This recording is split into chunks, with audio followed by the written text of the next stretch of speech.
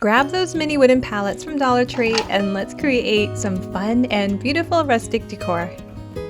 Dollar Tree sells these really nice wooden slices in different sizes and shapes, and for this project, I'll be using a couple of their rectangular one. Now I did make sure that they were similar in size because we'll be making a cute little planter box with them. I'll also be using a couple of these square mini wooden pallets, also from Dollar Tree. First, I need to remove the jute hanger and the staples.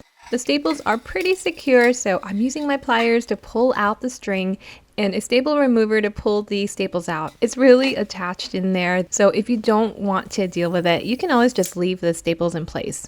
I'm going to apply some antique wax over the wooden slices to give them a nice warm look.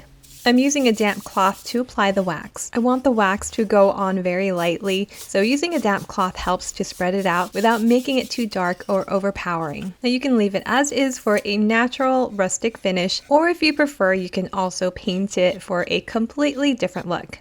Now for the mini wooden square pallets, I'm going to use this beautiful celery green chalk paint from Waverly. It's a soft, fresh color that adds a pop of brightness without being too overpowering. I love how chalk paint gives a smooth, matte finish, and it looks really pretty on these little wooden pieces. Now there are some hard to reach areas inside the pallets, and so I had to use a smaller brush to really get into those spots. Once everything is dried, I'm going to glue them together.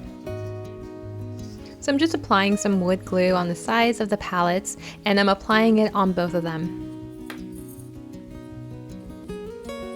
And then I stand up one of the slices and attach the pallets on the edges. And then I attach the remaining wooden slice to form a rectangle.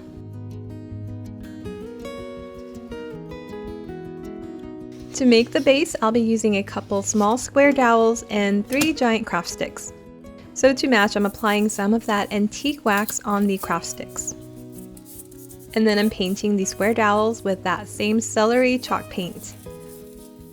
Okay, once that's dry, I'm applying some wood glue on the inside bottom of the square pallets, and then I'm just attaching the dowel to that, and I'm making sure that the bottom is flush. Then I just do the same thing on the opposite side, applying glue on the pallet where the dowel is going to be attached. So these dowels are what's going to hold up the craft stick base. After that, I just apply some glue on the dowels or the ends of the craft sticks, and I place that down to create the base.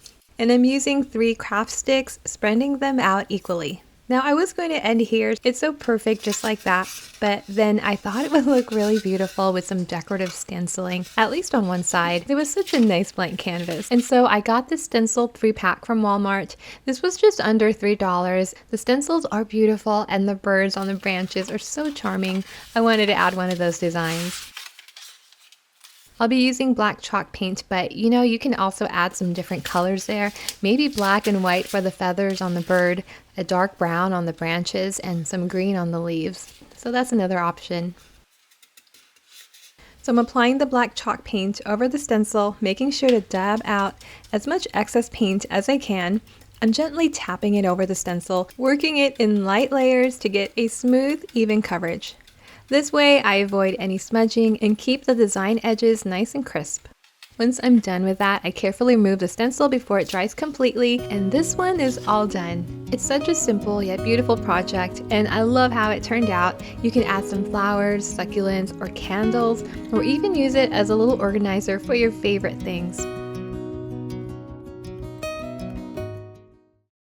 For the next project, I'll be using 4 of these mini square wood pallets from Dollar Tree. I'm going to transform them into some beautiful coasters. I found these gorgeous napkins at Michael's and I thought they were just perfect for spring. The soft pastel colors are exactly what I was looking for, and I think they'll look amazing on the wood. I'm going to Mod Podge the napkins onto the pallets using the iron-on method, which makes it super easy to get a smooth finish.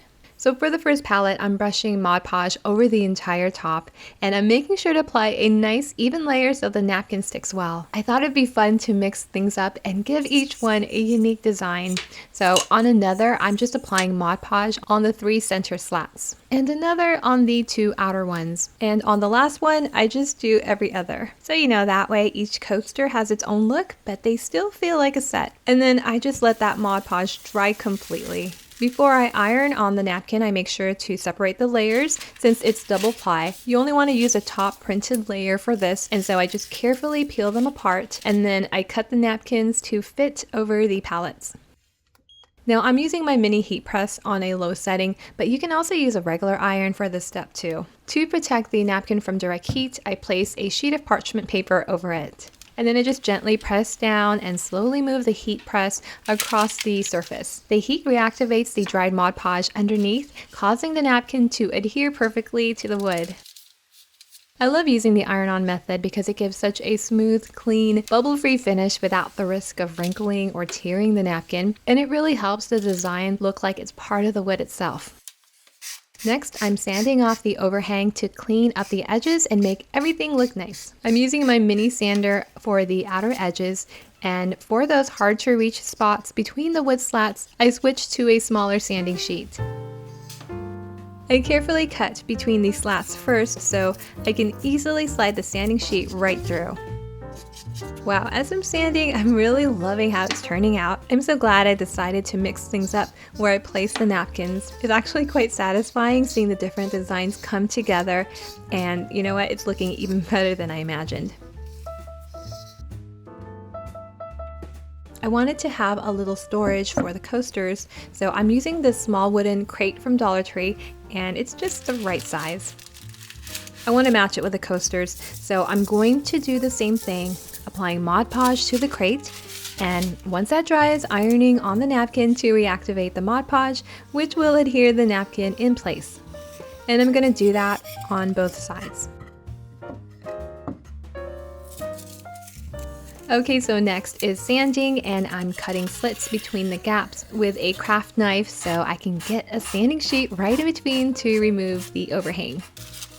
The final step is sealing the napkin in place. So I did apply a layer of Mod Podge right on top, and now that it's dry, I'm ironing over it to help flatten any bubbles that may have formed. And you really want to make sure to have a piece of parchment paper in between to protect the napkin, and you also don't want any of that glue getting on your iron.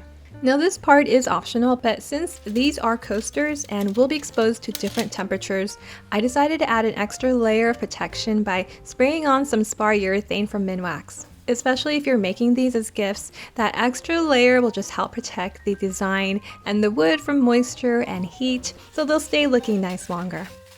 Alright, next I'm adding some cork to the bottom.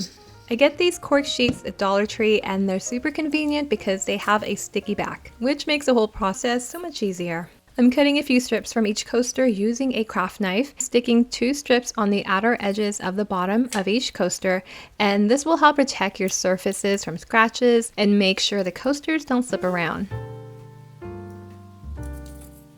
Alright, so I thought I was done, but I wanted to take it a step further and make it look even nicer. The crate is a little longer than the pallets, so I wanted to close those gaps up a bit. I decided to trim some bamboo sticks to fit and cover up the gap. I glued them in place, and I really love how it turned out. It just gave everything a more finished, polished look and made the whole thing come together even better. For the final project, I'll be using 3 of Dollar Tree's 6-inch pallets and 2 of the square ones. I'm going to stain them with this water-based stain from Varathane in the shade Dark Walnut. But you can definitely stain or paint them whatever color you prefer. Now the stain goes on really smoothly with a brush, and it's super easy to work with. And since it has poly in it, it also seals it, which makes it even more durable. I'm also using a smaller brush to get into those hard to reach areas, like in between the slats and inside these square pallets, to make sure I cover every little area. I'll be adding some stenciling on one of the rectangle pallets.